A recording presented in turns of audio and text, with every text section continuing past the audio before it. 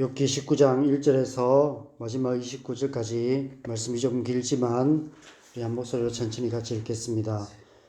욥이 대답하여 이르되 너희가 내 마음을 괴롭히며 말로 나를 짓부수기를 어느 때까지 하겠느냐. 너희가 10번이나 나를 학대하고도 부끄러워 아니하는구나. 비록 내게 허물이 있다 할지라도 그 허물이 내게만 있느냐. 너희가 참으로 나를 향하여 자만하며 내게 수치스러운 행위가 있다고 정언하려면 하려니와 하나님이 나를 억울하게 하시고 자기 건물로 나를 애워싸신 줄을 알아야 할지니라. 내가 폭행을 당한다고 부르짖으나 응답이 없고 도움을 간구하였으나 정의가 없구나. 그가 내 길을 막아 지나가지 못하게 하시고 내 앞길에 어둠을 두셨으며 나의 영광을 거두어 가시며 나의 관모를 머리에서 벗기시고 사면으로 나를 hăr으시니 나는 죽었구나. 내 희망을 나무 뽑듯 뽑으시고 나를 향하여 진노하시고 원수같이 보시는구나. 그 군대가 일제히 나와서 길을 도두고 나를 치며 내 장막을 둘러 진을 쳤구나. 나의 형제들이 나를 멀리 떠나게 하시니 나를 아는 모든 사람이 내게 낯선 사람이 되었구나.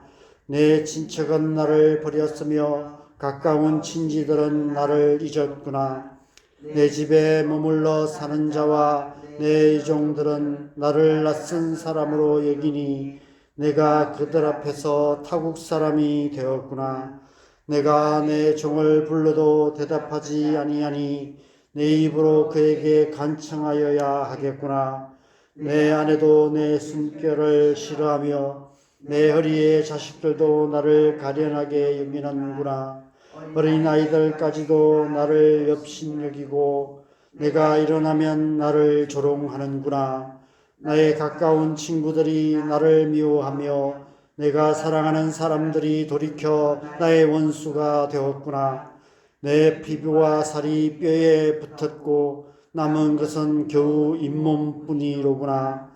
나의 친구야, 너희는 나를 불쌍히 여겨다오. 나를 불쌍히 여겨다오. 하나님의 손이 나를 치셨구나. 너희가 어찌하여 하나님처럼 나를 박해하느냐. 내 살로도 부족하냐. 나의 말이 곧 기록되었으면 책에 씌어졌으면 철필과 납으로 영원히 돌에 새겨졌으면 좋겠노라. 내가 알기에는 나의 대속자가 살아계시니 마침내 그가 땅 위에 서실 것이라. 내 가죽이 벗김을 당한 뒤에도 내가 육체 밖에서 하나님을 보리라. 내가 그를 보리니 내 눈으로 그를 보기를 낯선 사람처럼 하지 않을 것이라. 내 마음이 초조하구나.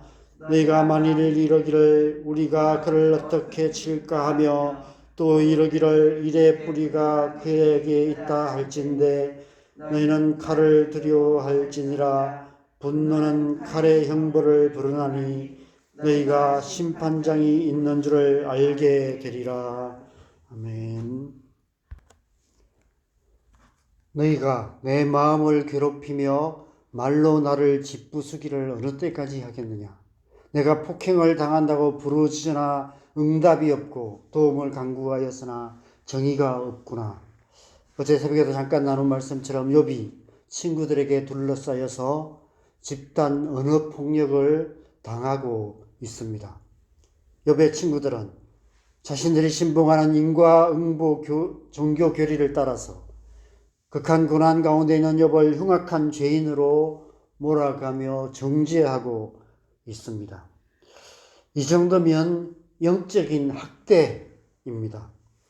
우리가 지금까지 빌닷의 두 번째 변론까지 묵상을 했는데 욥의 세 친구들이 번갈아가며 5번에 걸쳐서 온갖 말로 욥을 정죄하는 소리들을 함께 묵상했습니다. 그래서 오늘 본문 3절에 보면 욥이 이렇게 항변합니다. 너희가 10번이나 나를 학대하고도 부끄러워 아니하는구나. 10번이라는 말은 아마 충분히 그만하면 충분하지 않냐 이런 의미일 것입니다. 더 이상 못 견디겠다. 이제 제발 그만해라. 이런 의미로 아마 10번이라는 숫자를 쓰지 않았을까 생각합니다. 학대한다는 말을 썼는데 이 하카르라는 단어도 성경에서는 이 구절에 딱 한 번만 기록되어 있는 단어입니다. 사람들이 잘 안 쓰는 단어, 쓰기 싫어하는 단어, 잘 모르는 단어이기도 하고 스스로 그 사실을 인정하지 못하는 단어입니다. 여러분 아십니까? 우리의 종교적인 열심이 때론 연약한 자들에게는 영적인 학대가 될 수도 있습니다. 오늘날 얼마나 많은 연약한 영혼들이 수많은 이단들에게 영적인 학대를 당하고 있는지를 생각하면 안타깝기만 합니다. 이단들은 하나님의 말씀을 가지고 영혼들을 학대하고 있습니다. 문제는 단지 이단들만 그런 것이 아니라는 것입니다. 교회가 성도들을 영적으로 학대할 수도 있고 부모가 자녀들을 영적으로 학대할 수 있습니다. 율법적이고 종교적인 행위 중심의 교회 생활이 성도들의 영혼을 파리하게 만들고 있습니다.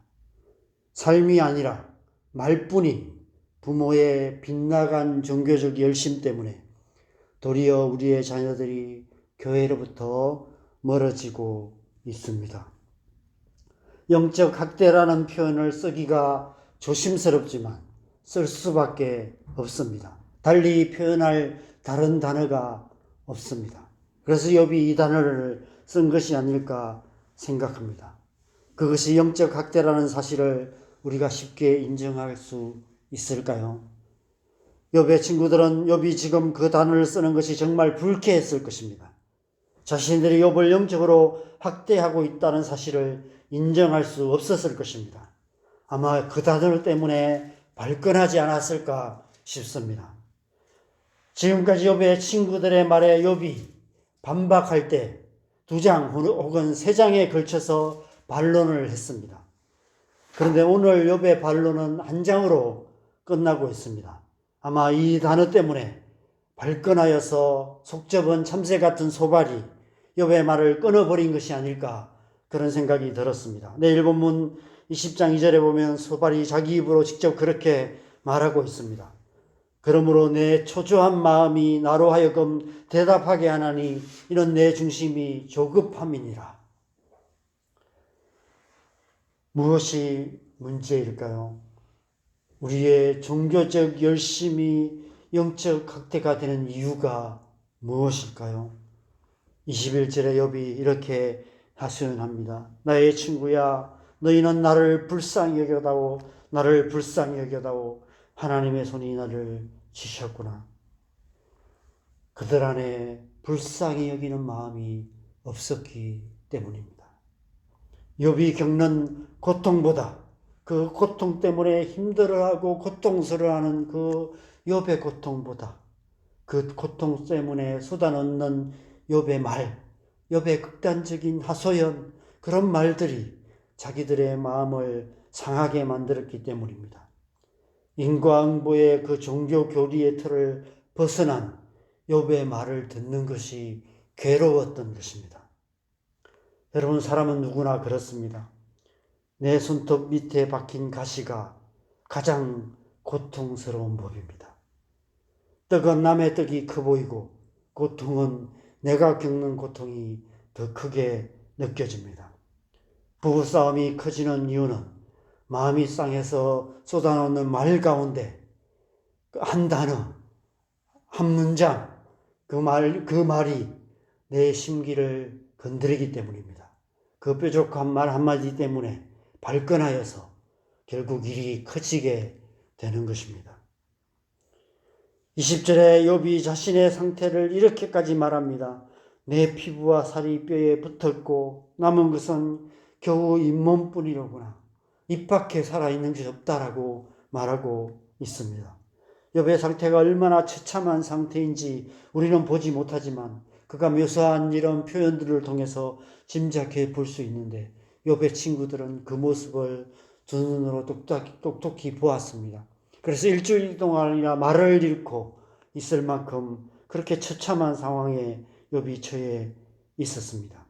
오죽하면 욥이 저렇게까지 말할까 생각하며 하고 싶은 말 있어도 아무 말 없이 들어만 줬어도 훨씬 더 나았을 것입니다. 불쌍히 여기는 마음이 필요했습니다. 설령 욥이 흉악한 죄를 지어서 이런 고난을 당한다고 할지라도 이런 극한 고통을 당하고 있는 욥의 모습만으로도 불쌍히 여겨서 최소한 2차, 3차 가해는 하지 말았어야 했습니다. 그런데 그들은 우리가 아는 것만으로도 5번이나 욥에게 언어폭력을 행하고 있었습니다. 그러고도 아직 멈출 생각이 없었습니다. 어떻게 해야 이 폭력을 멈추게 할 수 있을까요? 여러분, 이 세상, 우리 사는 이 세상은 폭력으로 가득한 세상입니다. 신체적인 폭력만이 아니라 언어폭력, 영적인 폭력이 공공연하게 자행되고 있습니다. 전쟁으로 수많은 사람들이 죽어가는 집단적인 폭력도 계속되고 있습니다. 가정 안에, 부부 간에도 폭력이 일어나고 있고 부모 자녀 간에, 형제 간의 폭력들이 일어나고 있습니다. 직장 안에 언어 폭력들이 수없이 많이 일어나고 성적인 폭력들도 일어나고 있습니다. 교회 안에도 종교적인 언어들로 포장되어 있지만 날카로운 말들로 서로에게 상처 주는 그런 폭력들이 일어나고 있습니다. 어떻게 하면 이 폭력을 멈출 수 있을까요? 어떻게 이 세상에 가득한 이 폭력이 진정되어지고 하나님의 사랑이 가득한 하나님 나라가 이루어질 수 있을까요? 이러한 세상 속에서 하나님의 백성인 우리에게 필요한 것이 무엇일까요? 불쌍히 여기는 마음이 아닐까 싶습니다. 불쌍히 여기는 마음은 함께 고통하는 마음입니다. 그 고통에 함께 뛰어들어서 같이 고통하는 것, 그것이 불쌍히 여기는 마음입니다. 합심하여서 적당히 멀리 서서 욥을 비난하며 정죄하며 다그칠 것이 아니라 불쌍히 여기는 마음으로 욥의 고통에 뛰어들어서 욥과 함께 고통하며 합심하여 하나님의 긍휼을 구하며 대속자 되시는 하나님 앞에 함께 나아갔어야 했습니다. 욥과 똑같이 말하고 똑같은 말로 그렇게 함께 하나님을 원망하기도 하고 하나님 왜 이렇게 하십니까? 그렇게 하소연하기도 하고 그렇게 했어야 했습니다. 그러나 그들은 도리어 자신들이 심판장이 되어서 욥을 죄인으로 몰아가고 욥을 정죄하며 2차, 3차 가해자가 되고 말았습니다. 불쌍히 여기는 마음이 없었기 때문입니다. 우리 또한 그러고 있지 않은지를 생각해 보면 좋겠습니다. 이 땅에 고통하는 사람들이 있습니다. 힘들게 살아가는 사람들이 있고요. 또 우리의 자녀들이 우리가 원하는 모습으로 살지 않는 모습들을 보게 됩니다. 사실 정말 고통스러운 사람들은 당사자이죠. 그 사람만큼 고통스러운 사람이 없습니다. 마음의 고통이 있기 때문에 또 그렇게 살아갈 수밖에 없고 그렇게 힘들게 살아가는 사람들 우리가 멀리 서서 왜 저렇게 살까? 왜 저런 죄를 지을까? 왜 저런 짓을 할까? 또 정죄하고 인터넷 댓글에 수없이 또 욕하고 정죄하는 그런 일들이 수없이 일어나지만 정작 힘든 사람들은 그런 일을 저지르는 그 사람들 또 그런 고통을 당하는 그런 사람들입니다. 그런데 우리는 오히려 그런 사람들을 정죄함으로 2차, 3차 가해를 하는 일들이 일어납니다.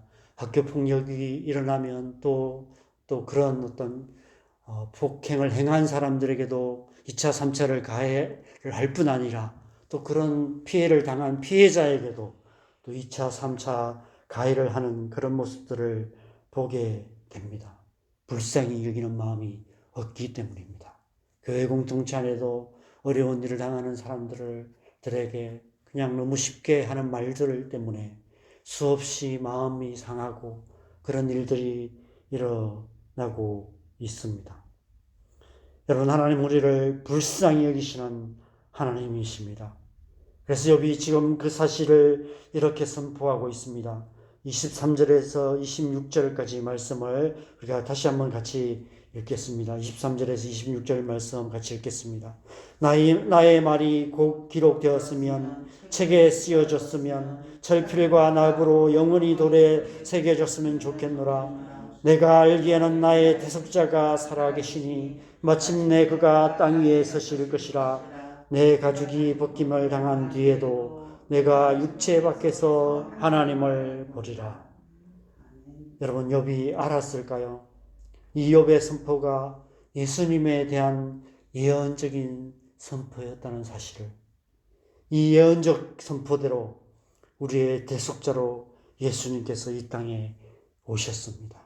왜 오셨습니까? 우리를 불쌍히 여기시기 때문에.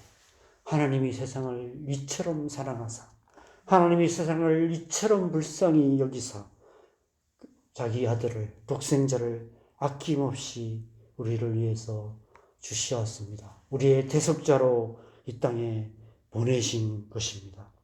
욥은 이 사실을 어떻게 알았을까요? 이것이 하나님께서 허락하신 고난의 신비가 아닐까 생각됩니다. 고난을 통해 우리도 모르는 사이에 하나님 나라의 1급 비밀을 깨달아 알게 됩니다.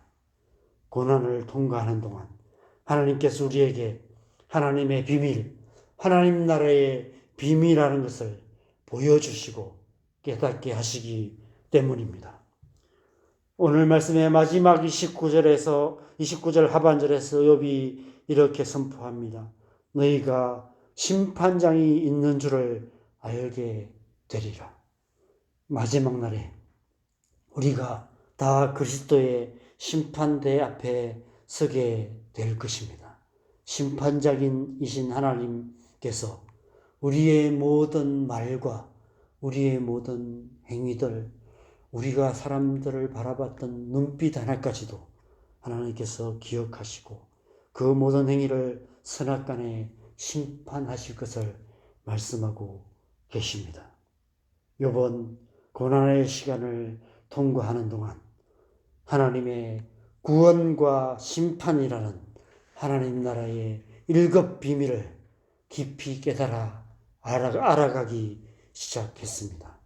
그러나 인과응보라는 종교 교리의 네모 반듯한 틀 안에 갇혀 있었던 욥의 친구들은 서로 앞다투어 욥에게 그럴듯한 말, 악독한 말, 무의미한 말로 욥에게 종교적인 언어 폭력을 행하며 영적 학대를 하고 있었습니다.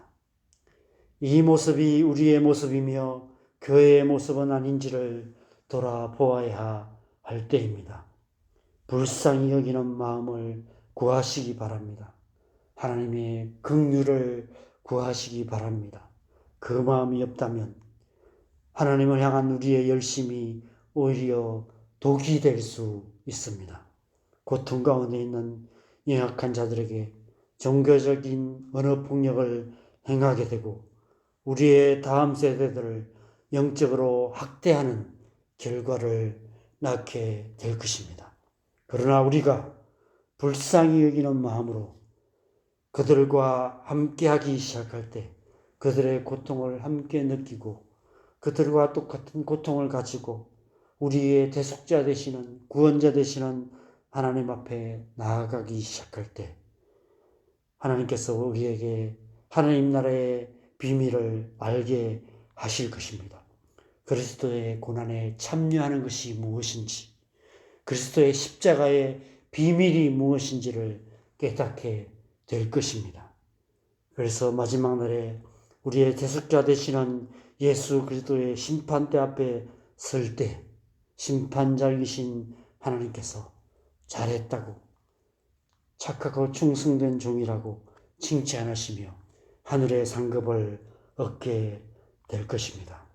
오늘 하루 우리의 가족들, 우리의 자녀들, 우리가 만나는 교회 지체들, 또 이웃들, 하나님을 알지 못하는 이 땅에 고통하는 불쌍한 영혼들을 불쌍히 여기는 마음으로, 무엇보다도 온 땅과 열방에 죽어가는 수많은 영혼들을 불쌍히 여기는 마음으로 하나님의 나라를 이루어가는 저와 여러분 되시기를 주님의 이름으로 간절히 축원합니다. 함께 기도하겠습니다. 이 새벽에는 이 한 가지만을 위해서 기도하십시다.